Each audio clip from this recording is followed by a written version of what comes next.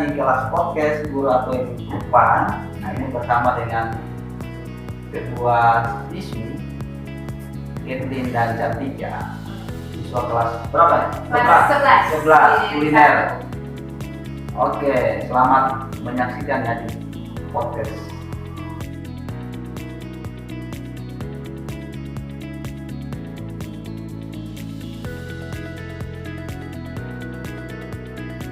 Halo, selamat datang dalam podcast Guru atau Kupang bersama saya Pak Guru Demian Ritwali dari SMK 3 Kupang. Dan pada pagi hari ini telah hadir bersama dengan saya Bu Wanita Cantik. Nah, ada pepatah bilang tak kenal maka tak sayang. Jadi kita harus perkenalan dulu dengan narasumber saya pada pagi hari ini. Oke, ini dengan siapa-siapa saja. Saya salah satu siswi dari SMK Negeri 3 Kupang, nama Cantika Dalia. Saya Kirli Samantendelo dari Sekolah SMK Negeri 3 Kupang. Oke, ini jurusan apa nih? Jurusan apa? Kami berdua jurusan Kuliner. Kuliner. Oke, luar biasa ya anak-anak kuliner. Nah, beberapa waktu yang lalu itu kalau tidak salah kalian itu kan sempat mewakili sekolah dalam rangka merayakan HUT NTT yang keberapa ya? Yang ke-64. Ya, 64. Oke, yang ke-64. Dan salah satu kegiatan yang kalian itu adalah lomba, Iya.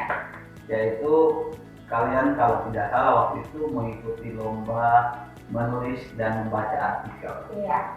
Dan kalian ini kan ada yang masuk 10 besar dan ada yang juara 3. Oke, yang 10 besar siapa nih? 10 besar. Oke, 10 besar. Cantika dan yang juara 3, mungkin banget ya juara 3-nya. Juara 3 ini Kevin. Selamat ya buat Kevin dan Cantika. Nah, coba kamu bisa ceritakan waktu pengalaman atau perasaan kamu waktu dipilih oleh sekolah untuk mewakili sekolah dalam mengikuti kegiatan. Dari siapa? Dari siapa nih? Kevin, Cantika. Perasaan saya sih ya senang karena kayak bisa dipercayakan untuk ikut lomba gitu. Karena saya waktu SMP mungkin kayak belum ada potensi untuk ikut lomba-lomba gitu, jadi percaya diri. Terus karena ikut lomba ini jadi kayak terpacu untuk mau ikut lomba lain lagi gitu. Terus, jadi kepengen lagi ikut lomba lagi ya, terpacu ya. Karena kayak kalau kita ikut lomba ini kita rasa kayak wah ternyata saya tuh bisa begini ya. Kita tuh belajar lagi begini. Jadi kayak kita bagaimana kita belajar percaya diri, pede di depan orang, jadi kayak bagaimana kita tuh jangan takut gitu loh. Untuk kalau kita merasa diri kita yang bisa menyampaikan dengan benar, kenapa kita takut? Kenapa harus takut? Iya, jadi tahu banyak potensi yang ada dalam diri. Oke, terus waktu kalau kamu perasaannya apa? Bagaimana perasaan? Kan bila saya kan udah pernah ikut lomba. Oh, tidak pernah ikut lomba. Tidak pernah ikut pertama kali. Ini pengalaman pertama kali ikut lomba. Pertama kali ikut lomba, apalagi berbicara di depan umum, saya nggak pernah. Jadi benar awalnya pada perasaan tidak mau ikut karena tidak percaya diri. Terus ini kayak kita dianggap ini tidak apa-apa ikut aja, hanya saya coba dan seru benar. Dan seru ya. Apalagi kayak ada teman-teman yang dukung kita gitu. Kayak aku kan saya juga punya tim gitu, jadi kayak mereka tuh dukung saya, jadi kayak semuanya tidak percaya ini sudah tidak tahu apa-apa, jadi kayak sudah benar-benar menyerah, kayak mungkin kayak tidak ada di posisi yang tidak mungkin kita sendiri yang mengalami, kayak kita sudah buat ini, sudah belajar, sudah berusaha untuk fokus, tapi kita tetap jatuh karena kita belum maju ke depan, kita sudah jatuh mental luar. Tapi kayak tiba-tiba ada support sistem lain yang bantu kita tetap bangkit. Oh, berarti luar biasa ya kalian dapat support dari teman-teman kalian. Oke. Nah, ini kan luar biasa, ini kan pengalaman. Tadi dibilang bahwa ternyata ini pengalaman pertama ikut lomba. Dan sebelumnya itu rasa percaya diri kalian ini kan kurang. Iya. Namun dengan ikut lomba itu bisa menemukan rasa percaya diri Iya, kalian. Iya. Teracu kan. Mulai Iya. terpacu untuk ayo pasti bisa. Saya pasti bisa. Nah itu kan waktu itu kalau tidak salah kan Pak juga sempat melihat ya kalian. Nah itu benar bahwa itu waktu kalian awal mau tampil itu gugup, takut, Iya. resah, gelisah ya. Pegang lagi dah, suaranya naik turun naik Nah, turun. Nah waktu itu bagaimana cara kamu mengatasi rasa gugup itu? Itu ada tidak kan sebelumnya belum pernah? Oh Ya? iya. Ada tidak? Jadi ada beberapa teman yang kasih tahu kalau misalnya gugup di depan banyak orang jangan lihat audiensnya. Oke. Jadi saya berusaha untuk tetap fokus dan dia juri. Ya, Juri. Dia sama usahakan lihat orang penonton itu bagian belakang aja. Oke, menarik juga. Kalau kamu, Catherine? Iya. Kalau saya sih kayak, kalau saya dulu depan umum, saya rasa kayak saya berarti kayak gimana saya membuat diri saya supaya kuat, jadi kayak saya menaikkan intonasi saya gitu kayak saya membuat kayak dalam diri langsung kayak Kirlin kuat kayak gitu. Kalau tidak ya kayak Tuhan tolong saya sudah tidak kuat lagi, tapi Tuhan yang membantu saya. Tuhan yang menguatkan. Iya. Nah, oke. Jadi waktu itu tuh kalau tidak salah itu hampir sekitar 60-an peserta ya? Atau 40-an? 50-an peserta ya. Dan kalian berhasil masuk 10 besar dan bahkan Ada yang juara 3. Itu suatu, menurut Pak itu suatu prestasi yang luar biasa yang ya harapannya anak-anak generasi sekarang tuh ya seperti ini, mampu untuk mengembangkan bakatnya dalam bahasa, atau kalian ini kan dalam bidang kuliner ya. Iya. Itu kalian bisa mengembangkan bakat kalian lebih dalam lagi ke sana. Nah, berharap dengan kegiatan-kegiatan seperti ini, lomba-lomba seperti ini, nah ini bakat kalian mulai diasah dan lebih maksimal lagi.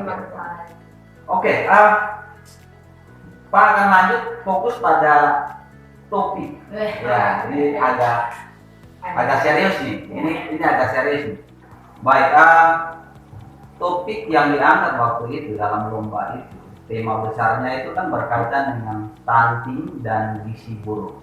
Dan kalian diminta untuk memberikan solusi terkait dengan persoalan stunting dan gizi buruk ini.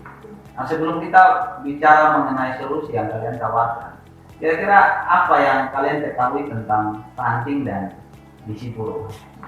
Dari siapa dulu? Ya, boleh. Ya, dari Catherine. Kalau yang saya ketahui secara umum mungkin hanya pengalaman saya, bahwa stunting itu adalah di mana pemakan gizi seseorang jika dia itu kekurangan gizi dan jangka waktu yang relatif lama. Jadi dia itu udah pertumbuhan tidak sesuai dengan umur. Contohnya kayak ada anak yang sudah umur 15 tahun tapi tingginya sudah tinggi sekali, sedangkan ada yang umur 15 tapi umur masih tingginya masih pendek gitu. Itu namanya stunting. Sedangkan gizi buruk itu dimana dia kekurangan gizi dan jangka waktu yang relatif singkat. Jadi kayak kekurangan gizi atau kayak ototnya mengecil atau tidak, dia menjadi lebih kecil atau daripada teman-temannya yang lain. Ya. Tapi juga kayak kalau misalnya kekurangan gizi dan jangka waktu yang lama itu juga dapat menyebabkan lapar. Nah, kalian kan nulis artikel dan membaca. Ya. Waktu itu kalau tidak salah temanya itu kan tentang stunting dan gizi buruk khusus di provinsi Nusa Tenggara Timur kan.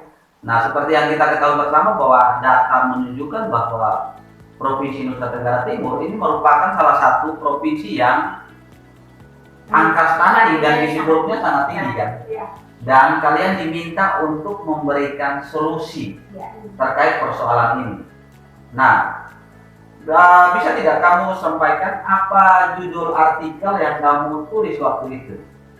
Ya, kalau dari Cantika apa judulnya? Kalau saya itu bawa pangan lokal, daun kelor dan sorghum sebagai salah satu solusi mencegah stunting dan gizi buruk yang ada di provinsi Nusa Tenggara Timur.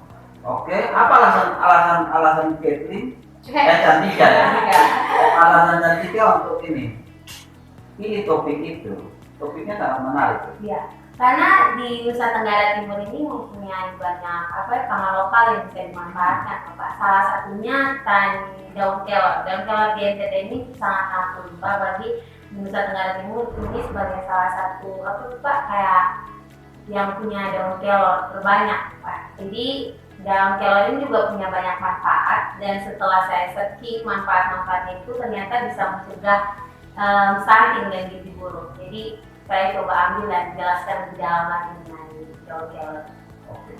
Oke, menarik nih tema yang diangkat ya tentang stunting dan gizi buruk. Dan kira-kira menurut kalian ini, kira-kira faktor penyebab kenapa kok bisa angka stunting di NTT ini meningkat banget ya, artinya paling tinggi ya. Itu ada apa dengan, apakah karena kurangnya fasilitas edukasi atau seperti apa?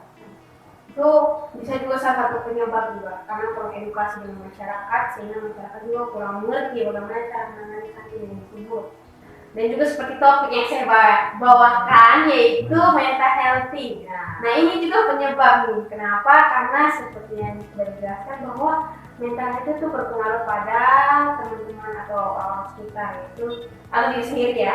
Contohnya seperti kayak ya, orang tua yang berkaya depan dia yang mempengaruhi kayak dia tidak. Jadi kayak misalnya contoh ini Pak, misalnya kayak orang tua kita berkaya depan kita lagi jam makan nih, berkaya kan kita tidak nafsu makan jadinya kan. Biasanya kayak makan juga mau tapi tidak jadi makan karena suasana sudah tidak mendukung. Akhirnya lebih milih kayak sudah terus makan langsung pergi dia kayak gitu kan. Jadi kayak akhirnya ini yang menyebabkan kenapa anak itu jadi lebih suka dalam ruangan, tidak mau bersosialisasi dengan orang lain, lebih tertutup, atau akhirnya pola makannya pun tidak teratur.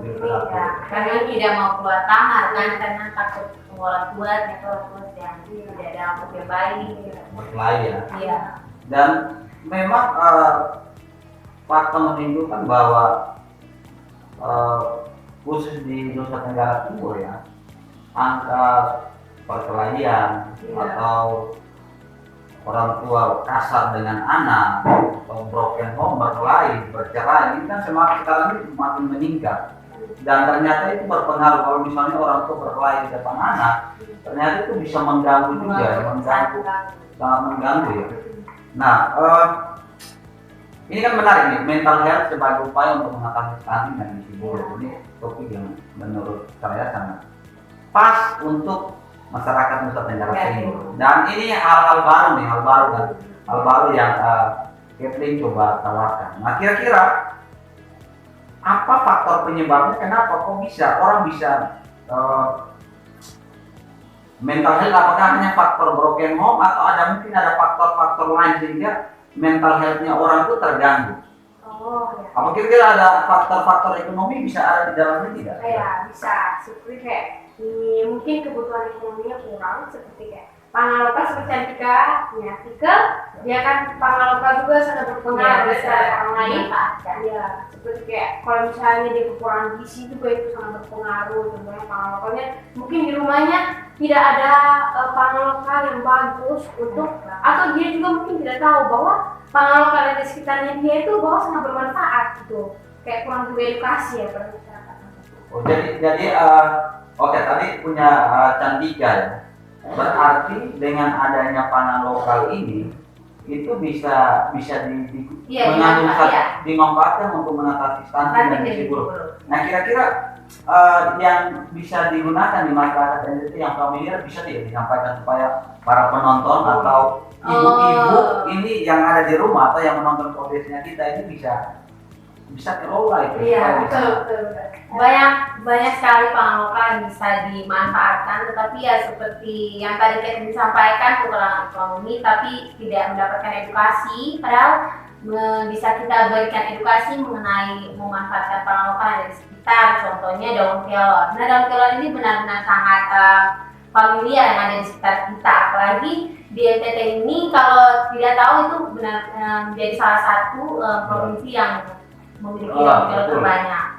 Jadi ya benar-benar sangat bisa dimanfaatkan, contohnya membuat donat atau membuat minuman untuk gizi ya.